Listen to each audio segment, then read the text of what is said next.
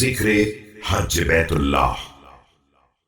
وفرض عليكم حج بيته الحرام الذي جعله قبلة للأنام يردونه ورود الأنعام ويألهون إليه ولوها الحمام وجعله سبحانه علامة لتواضعهم لعظمته وإذعانهم لعزته۔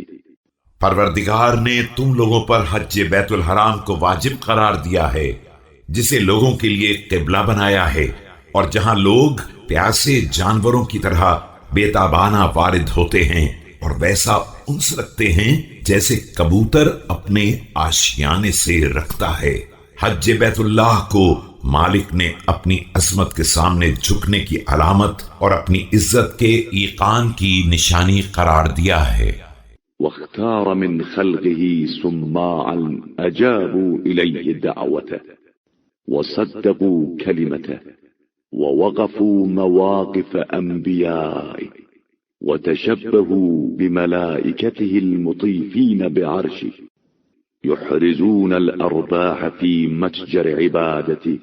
اس نے مخلوقات میں سے ان بندوں کا انتخاب کیا ہے جو اس کی آواز سن کر لبیک کہتے ہیں اور اس کے کلمات کی تصدیق کرتے ہیں۔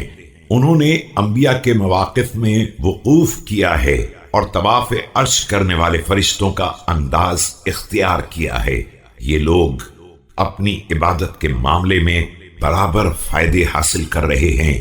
وَيَتَبَادَرُونَ عِنْدَ مَوْعِدِ مَغْفِرَتِهِ جعله سبحانه وتعالى للإسلام علما وللعائذين حرما فرض حقه وأوجب حجه۔ اور مغفرت کی وعدہ گاہ کی طرف تیزی سے سبقت کر رہے ہیں۔ پروردگار نے کعبے کو اسلام کی نشانی اور بے پناہ افراد کی پناہ گاہ قرار دیا ہے، اس کے حج کو فرض کیا ہے اور اس کے حق کو واجب قرار دیا ہے۔